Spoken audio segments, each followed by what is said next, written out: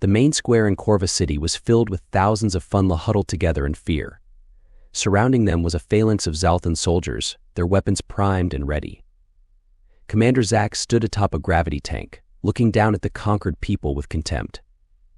People of Corva, your leaders have surrendered unconditionally. You are now subjects of the Zalthan imperial domain. His words echoed across the silent square. Do not resist or defy our orders, and you may yet live out your lives in peace. The elders had surrendered rather than let violence shatter the harmony of their people. Such was the Funla way peaceful contemplation valued over physical confrontation. It was this philosophy that made them easy prey for the expanding Zalthan war machine. The soldiers began herding the docile crowds toward the newly constructed labor camps outside the city. Among the native Funla were a group of human diplomats and researchers who had been visiting Corva when the invasion began. They struggled against their captors, shouting curses in their strange alien tongue, but were clubbed into submission. Commander Zax watched impassively as both Funla and human prisoners shuffled by. Why the humans resisted, he could not comprehend. Were they not equally frail creatures? He would learn the limits of both races' endurance when integrated into the domain's forced labor camps. Questions for the sub-commanders to unravel. Inside the razor-wire fences of Camp 19, groups of Funla huddled under makeshift shelters made from scrap material, seeking comfort in each other. The recent violence left them shaken, eroding the spiritual certainty that had guided their civilization for centuries. The humans, however, showed no such trauma. Their leader, Captain Lewis, tended to his people's injuries sustained during their capture. He spoke passionately to lift their spirits, his words strange but defiant tone universal. When Zalthan guards arrived to take work parties out into nearby mines, the humans refused to cooperate. Incensed, the guards began savagely beating them as an example, but the humans simply curled tighter into non-responsive balls. That night, Captain Lewis gathered his people close. We must show the Funla another way, he told them. Violence is not the only means of resisting.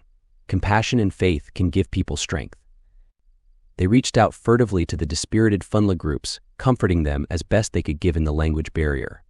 Their selfless action kindled a growing sense of community within the imprisoned population. Soon Captain Lewis asked for Funla volunteers for a special work duty. A dozen came forward, desiring purpose. They crept out through loose fencing into Zalthan motor pools and supply dumps, learning the basics of sabotage. Over following weeks, accidents plagued Zalthan vehicles and equipment across Corva. The Shadow Campaign boosted Funla morale while frustrating commanders. When Sub-Commander Zor finally caught some saboteurs in the act, he ordered mass reprisals, dragging Funla out of their shelters to face summary execution. The humans intervened, forming a protective ring around the cowering Funla. Zor hesitated briefly in surprise, then ordered his troops to pummel the unarmed humans into submission. They beat the humans relentlessly, but still they shielded the Funla with their own bodies. Zor was astonished. Why protect the weak? He would never comprehend self-sacrifice for non-kin. Over time, the steadfast human example eroded Funla acquiescence. Passive resistance shifted to active defiance. Lewis' specially trained cells attacked Zalthan guards directly, using makeshift knives and tools stolen from workshops. Zor increased camp security, but still the raids continued, fueling unrest. What had happened to the docile population? How could mere humans spur this shift to violence from creatures biologically coded to harmonious consensus? It made no sense. The growing insurgency sowed chaos planet-wide. Funla, enraged by Zalthan cruelty, rallied to rebel groups organized along clan lines. Word spread of human instructors in secret camps teaching survival skills and basic warfare. Attacks escalated from sabotage to hit-and-run ambushes, and then open assaults on Zalthan bases. The Empire poured more troops onto Corva, but found no respite. Even Funla civilians, artists, musicians, philosophers fought however they were able. Zalthan commanders were baffled. Their PSYOPs profiles had utterly failed to account for this cultural shift, egged on by the inexplicably pugnacious humans. It defied cold equation predictions. A desperate Zor turned Camp 19's force fields to maximum, determined to stamp out the heart of the growing insurrection. He herded thousands of rebellious Funla inside, along with Lewis human infiltrators. "We will crush this defiance here and now," as an example, he declared. Then he cut off all power and supplies, content to starve them into submission. Inside the camp walls, Lewis rallied his ragtag coalition. "The people must know they have not been abandoned to die." He led daring raids outside the perimeter to gather supplies from neighboring villages, keeping their revolutionary spirit kindled. Inspired Funla flocked to his banner. Soon their ad hoc force grew strong enough to directly attack Zor's headquarters. The Zalthans had considered themselves safe, only to have howling Funla fighters emerge from tunnels under their stronghold, led by the intrepid humans who refused to bend or break. In savage close-quarters combat, Zor's headquarters complex was overrun. The command released on the data network shocking footage recovered from Zor's chambers, revealing the sadistic experiments performed on Funla captives in failed attempts to psychologically break them. Any remaining Funla factions arguing for reconciliation were silenced. This invasion threatened not only their homes, but their very souls. They must resist until every last Zalthan was driven from Corva's sacred surface. Lewis stood with Elder Linksa as orbital defenses powered up for the first time in over a century. The Elders had refused to sanction their use when the invasion began, but now they embraced defense with the humans' blessing.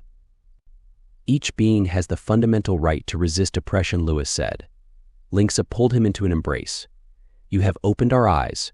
We will not turn away from this duty ever again." An unauthorized transmission blasted from the planetary defense grid, broadcasting across all Zalthan fleet channels. Lewis and Elder Linksa stood together surrounded by armed Funla fighters, Zalthan invaders. "This world rejects you and your tyranny. We call on your subordinates to lay down their arms. You have already lost." The Zalthan general scowled. These primitives dare threaten Imperial Marines? He would burn their cities himself, target the grid sites, wipe this world's defenses from orbit. His weapons officers rushed to carry out the genocidal order. Suddenly, proximity alarms blared. Warships appeared dropping out of hyperspace between the Zalthan fleet and Corva, a motley flotilla of merchant craft and yachts jury-rigged with weapons. Elder Linksa's voice rang proudly over the open channels. "Witness as we Funla take our stand, ramshackle or not." The ships fearlessly closed with the Imperial fleet, plasma cannons blazing. Caught off guard, Zalthan vessels belatedly returned fire, only to be ambushed from the rear by Corva's newly reactivated orbital batteries. It was over in minutes.